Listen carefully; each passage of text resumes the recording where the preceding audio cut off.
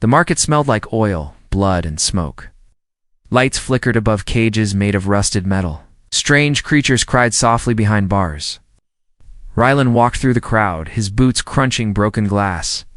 His jacket was old, his face calm, but his eyes missed nothing. He wasn't here to buy anything, not really. He hated this place. It was called the Black Pit, a secret market on the edge of the galaxy. Here anything could be bought. Illegal weapons, rare alien parts even. Living beings. Slavers smiled and shouted, showing off their prisoners like animals. Rylan kept moving, trying to ignore it all until he saw her. She was chained to a post, not in a cage like the others. Her skin was light gray, smooth like silk with glowing blue marks running down her arms. Her hair was silver and long, tangled but beautiful. Her dress was torn and thin. A tag on her neck read, "Pleasure Animal. For sale." Rylan froze. She wasn't screaming or crying, she was just staring, quiet. Her legs were weak and her hands shook, but her eyes were still alive. They searched the crowd, looking for something or someone. Then she looked straight at him, not past him, not around him, at him. Their eyes locked. For a second, the whole market faded away.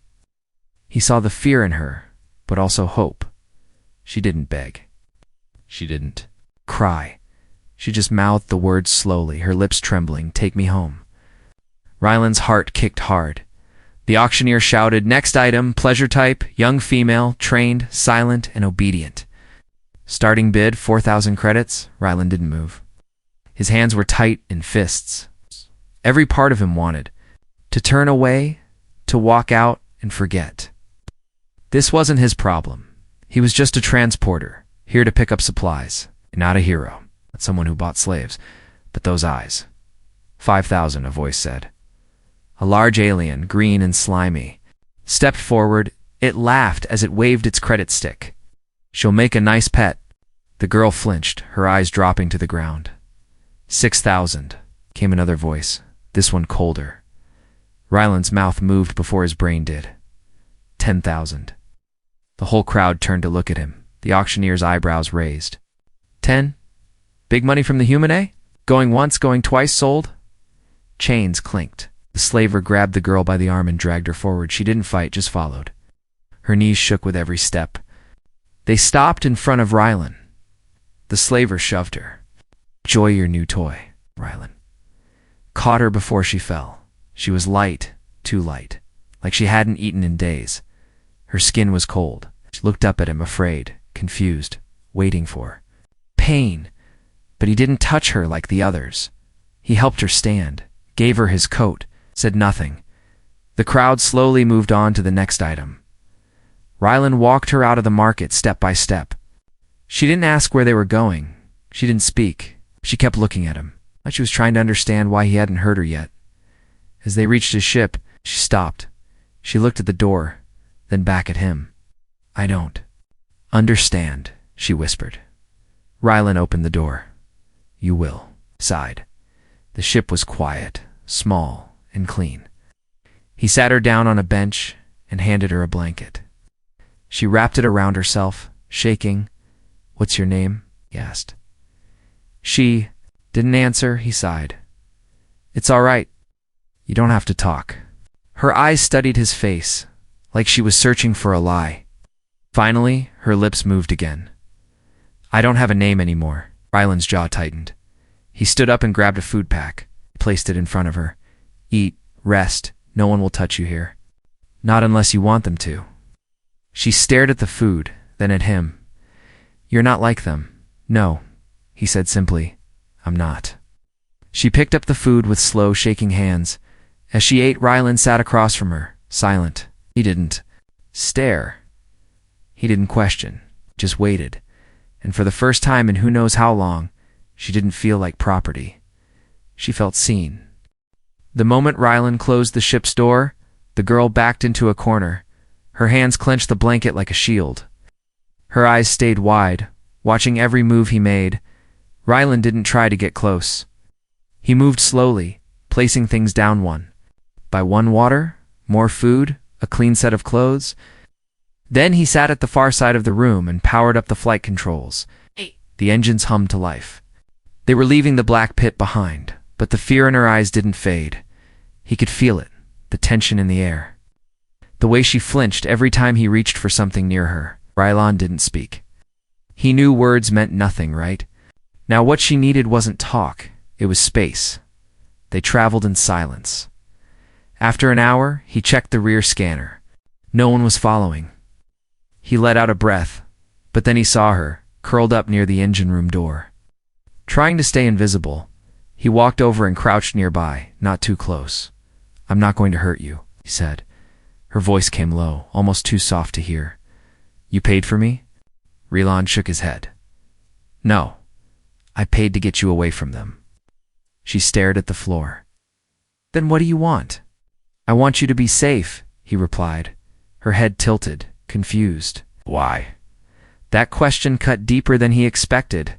"Because no one else did," he answered. She stayed quiet for a long time, hugging the blanket tighter. Later, when the ship hit a small turbulence patch, she screamed. It wasn't fear of crashing. It was the kind of scream born from punishment. She dropped to the floor, arms over her head, bracing for blows. Rylan froze. "It's just the ship. No one's coming." But she didn't move. Slowly, carefully. He sat on the floor near her, not touching, not staring. "I've seen battlefields," he said, his voice low. "I've seen soldiers torn apart. I've seen civilians crushed by war. But I've never seen eyes like yours." She turned toward him, blinking fast. "You've survived something worse than war." She didn't answer, but her breathing slowed. She looked at him differently now, not fully trusting, but less afraid. "I don't even know your name," he said. "I was called Z53, she whispered. Rylan frowned. "That's not a name. It's all I had." He looked at her, then spoke firmly. "Not anymore." He walked over to a locker, pulled out a datapad and typed something. "Your ID's been changed," he said. "You're now Jira." She repeated it softly, as if tasting it. "Jira, it's yours. No tags, no chains." Jira held the blanket tighter, hiding her face. But Rylan saw the tear fall. She quickly wiped it, then looked at him again. "You don't know what they did to me?" she said. "I don't need to," he replied. "I only care about what happens next." Suddenly the ship beeped. Warning. Rylan rushed to the screen. Proximity. Alert. Scanning pulse detected. Jira stood, panic in her voice. "They're tracking me. I had a beacon. They'll come." Rylan looked at her, then at the panel. He cursed under his breath. They must have activated a failsafe when she was removed. Without a word, he moved fast. He grabbed a scanner and waved it over her body. A blinking red light lit up near her. "Lower spine. Hold still," he said. He reached into a drawer and pulled out a surgical tool. Jira gasped and backed away. "I won't hurt you," he said, this time firmer. She hesitated, then nodded. Just once, in seconds, Rylan used the tool to deactivate and remove a tiny chip the size of a fingernail. He dropped it into a metal case and crushed it. The beeping stopped. "It's gone," he said. Jira breathed heavily, one hand touching the sore spot on her back. "Thank you," she whispered. They stood there for a moment. Two strangers in the dark, one running from her past, the other trying to understand why he cared so much. Rylan looked at her and spoke softly. "Hey, you're not property, Jira. You never were." She stared at him, and for the first time, she didn't look like a prisoner. She looked like someone who wanted to believe. The stars outside the ship were calm, but inside, everything still felt broken. Jira sat quietly on the edge of the small bed Rylan had offered her. She didn't touch the pillow, didn't lie down, just sat like she was still in a cage. Rylan watched from the doorway. He didn't say anything. He didn't want to scare her. He had seen wounds before, burns, cuts, missing limbs. But the damage she carried couldn't be patched with bandages or healed with medicine. Deeper. Something silent, he walked back to the cockpit, letting her be alone. Jira's fingers ran over the blanket he had given her. It was soft, too soft. She didn't know what to do with softness. The walls didn't shock her. The lights didn't blind her. The man, the human, hadn't laid a single hand on her since the auction. Still, every time she closed her eyes, she expected pain. Suddenly she stood. Her bare feet stepped quietly across the floor. She looked around the ship not to explore, but to make sure there was no one else hiding. No collars, no cages. She peeked into the cockpit. Rylan sat in the pilot chair, drinking something hot. From a metal cup, he noticed her and gave a small nod. "Feeling better?" he asked. Jira didn't answer. She just stared at the seat beside him. He tapped it. "It's okay. You can sit." She moved slowly, almost unsure if it was a trap. Then she sat, her body stiff like a coiled wire. They sat in silence. Only the hum of the ship filled the space. "Where are we going?" she asked finally. "Out of reach," he replied. "Somewhere no one will find you." Jira turned her head. "You could sell me again. You could lie. That's what they did. I'm not them."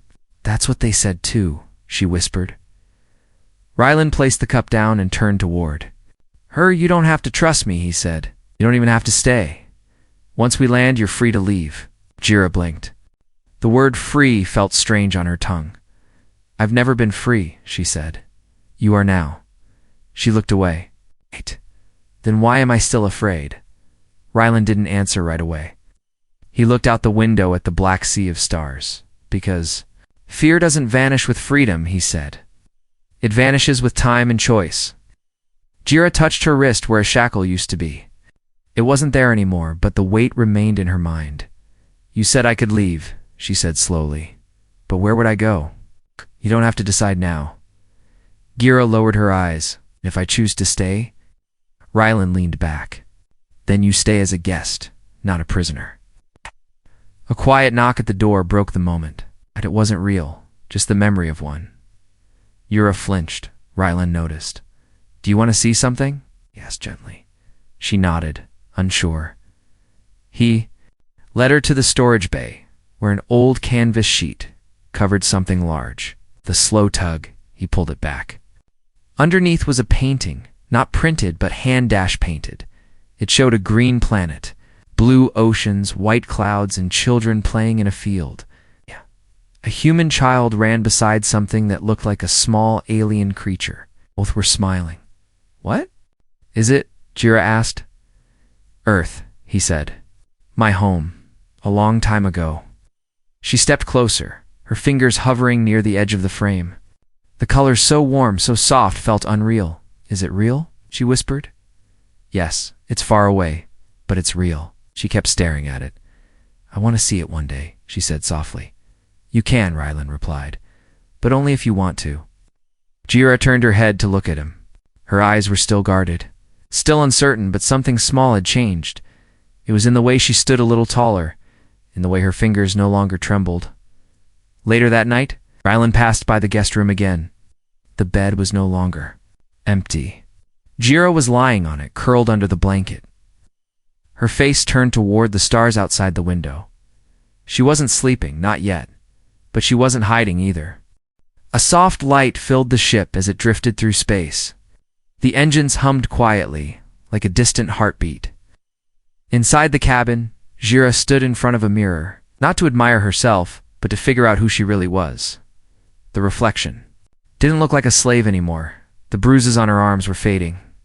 Her silver hair, now brushed and tied, no longer looked like a mess. The clothes Rylan gave her actually fit. They were simple, a gray top and soft pants, but they felt like armor compared to the rags she used to wear. Still, something was missing. Her eyes, though calm, were still searching.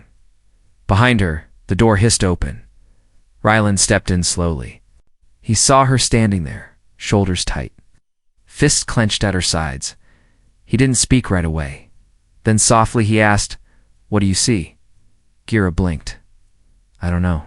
Not a slave," he said. She nodded slowly. "No, but also not a person. Not yet." Rylan looked thoughtful. Then he reached into his coat and pulled out a small metal chip, a portable ID card. "This is yours," he said. "I made it while you slept." Jira took it with shaky fingers. She looked down at the name on the screen. Jira species. Unknown status. Free, she gasped. You gave me a name, she whispered. No, he replied. I asked the ship's translator what the word Jira means in your old tongue. It, said Quiet Light. You gave it to yourself when you spoke to me back at the auction? Jira stared at him. You remembered. I remember everything about that moment. She sat down slowly, still holding the ID. No one ever cared about my name before. They used numbers, brands, collars. I forgot who I was. Well, Rylan said, now you get to decide. She held the chip tighter. Can I really choose who I want to be? Yes, he said. That's what freedom means. They sat there in silence for a while, the kind of silence that wasn't uncomfortable. It felt like breathing for the first time, but deep down, Jira was afraid. Not of Rylan, not of the ship, but of what came next. Do you think others will accept me? She asked. Rylan tilted his head. Others, your kind, humans. Stood up and walked to a storage cabinet, pulling out a photo frame. He handed it to her. In the picture, a human child stood between two alien women, all of them smiling under a tree. My sister adopted 2 war refugees, he said. 1. Couldn't even speak our language when she arrived. Now, she runs her own repair shop on Earth. Jira stared at the photo. The laughter, the peace, it looked real. Then maybe, she said softly, there's hope. Before he could respond, the ship's alarm blinked. A soft chime, not a danger signal, just an alert. Rylan tapped the console. We're entering. A quiet zone. No communications. No trackers. We can stay here for a while if you want. Jira nodded. Please. He stepped away to check supplies. She remained seated, eyes locked on the photo. Later that night, she walked into the dining area. Rylan sat there with a steaming cup in hand. He looked up, surprised. Zedra sat down across from him. I want to learn, she said. He raised an eyebrow. Learn what? Everything. Reading, language, how to fix ships, how to cook, how to fly. I don't want to feel helpless anymore. Rylan smiled, a real one. Then we start tomorrow. She smiled back, just a little, just enough, that night. As she lay in the bed, her bed, she placed the ID card under her pillow like a treasure. It wasn't made of gold or jewels, but it held something far more valuable. A name, a start, a Tay. Choice. Jira closed her eyes, not to escape, but to dream for the first time. The air was quiet, too quiet. Jira stood at the edge of the control deck, staring through the large front window. The stars drifted by, peaceful and endless. Like they didn't know how cruel the galaxy could be. Rylan was teaching her how to read a star map. He pointed at blinking lights, explaining gravity pulls and dark zones. Jira listened carefully, her silver hair tied back, her eyes focused. But then, something on the screen flashed red. What's that? She asked. Rylan leaned forward, frowning. An old signal, weak, but familiar. He tapped a few buttons. Long pause followed. Then his eyes narrowed. It's a slaver tracking pulse. Short range, which means someone's close. Jira felt her chest tighten. I thought you destroyed the chip, she whispered. I did, he replied. But some callers send backup signals. Time delayed. We must have triggered it when we hit that last jump point. Jira backed away. From the console. Her hands shook and her breath quickened. They're coming for me. No, Rylan said firmly. I'll try, but they're not taking you. He grabbed his weapon belt and locked it around his waist. Then he walked to the storage bay, pulling open a locked case. Inside was a sleek rifle, old but deadly. Jira stared. You keep weapons on a transport ship? I've been hunted. Before, he said. Not for the same reason, but hunted is hunted. Outside the ship, the stars bent. A shadow appeared, long and sharp, with blades for wings. The slaver ship had arrived. Rylan tapped the comms. Warning, you're trespassing in a no-claim zone. Turn back. A voice answered, cold and smooth. We're collecting property marked Z53. She's ours. Return her, and you live. Jira's fists clenched. Rylan hit mute. Not theirs. She didn't speak, but something in her eyes changed. She wasn't the girl from the auction block anymore. The slaver ship moved closer. Then, warning, a beam fired, slamming into their rear engine. Alarm screamed Rylan. Swore under his breath, striking without reply. They're serious. He turned to Jira. Stay in the cabin. Don't open the door for anyone but me. She didn't move. Jira, please. No, she said. I won't hide again. Before he could stop her, she ran to the weapons locker and pulled out a stun blaster. Her hands weren't steady, but they weren't weak either. Do you even know how to fire that? He asked. No, she said honestly, but I'll learn fast. The enemy ship began boarding. The hatch shook with the sound of clamps locking in. Rylan handed her a smaller blaster. Keep it on, stun. Aim for the center. The hatch blew. Open smoke filled the hallway. Dark figures rushed inside, armored slavers with glowing visors and stun rods in hand. Rylan moved like lightning. He fired, rolled, ducked behind cover. 3 went down in seconds. Jira stayed back. Then one of the slavers spotted her. Charged. She froze, her breath caught. But then she remembered the mirror. The ID card. It's the name. Shays. She raised the blaster and fired. The beam hit. Slaver square in the chest. He dropped.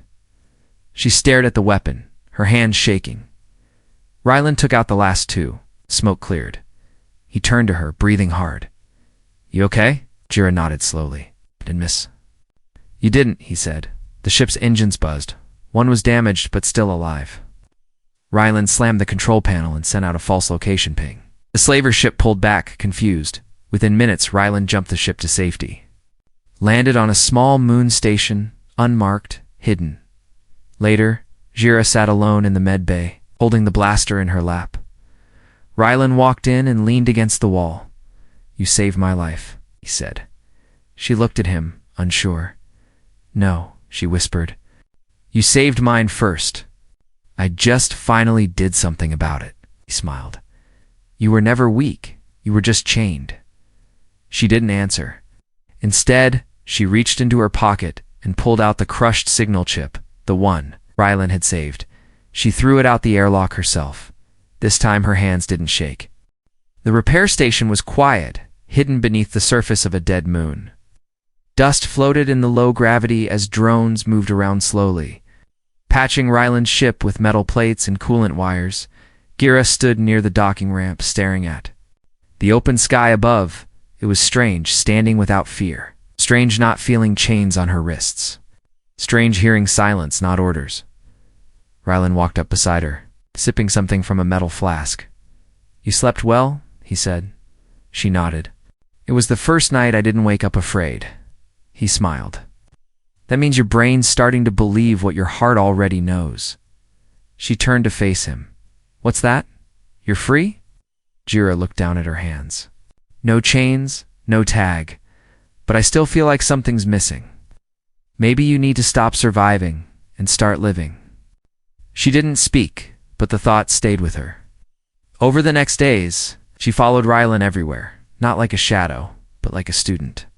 She learned how to patch power coils, balance the ship's gravity, even reprogram a navigation chip.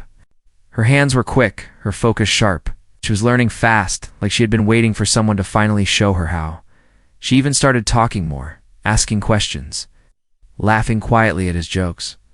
Rylan noticed it all. One morning she surprised him. She brought him a hot drink. Not perfect, a bit too strong, but she made it herself. Thanks, he said, smiling.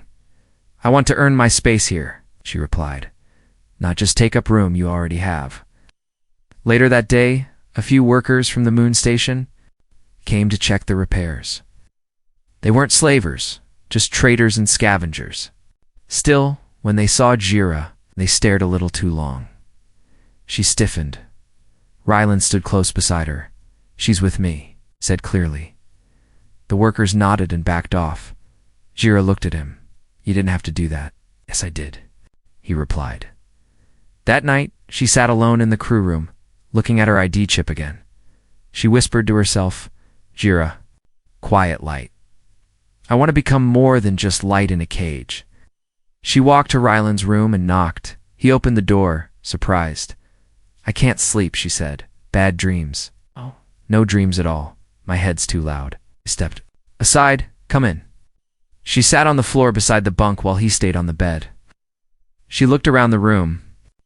No trophies, no medals, no pictures, just a shelf of old books and a drawer full of tools. Why do you do it? She asked. Do what?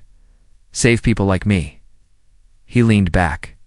Because once, someone did it for me. Gira raised her eyebrows. I was a soldier, he said. I did some things I regret. Then one day I was left for dead.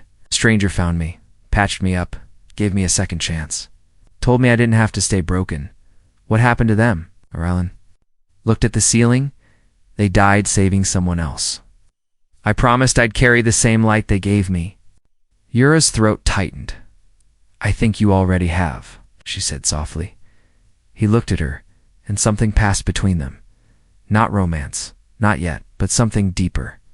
A bond, a respect that could grow into anything. Jira stood. Good night. Ryland, good night, Jira. She walked back to her room. This time, she left the door slightly open. The next morning, she woke early. She combed her hair, dressed in the cleanest clothes she had, and stepped into the mirror's light. She didn't see a prisoner. Anymore, she didn't even see a rescued girl. She saw a fighter, a learner, someone becoming more. The ship hummed quietly as it lifted off from the moon station. Repairs were done. Fuel cells full, systems clean. Jira stood at the front window, arms crossed, eyes locked on the stars ahead. Her reflection in the glass showed someone different. Now not the frightened girl from the auction block, not the silent shadow in the corner. This version of her stood tall. Ryland walked up beside her. It's a long trip. You sure you're ready? She looked at him and gave a slow nod. I've never been more ready. He opened the nav map showing multiple paths. Where to now? He asked. Earth, the human colonies. A neutral planet where no one asks questions. Jira stared at the blinking lights. Wherever we go, she said. It's not about escape anymore. It's about choosing. Ryland smiled. That's the right answer.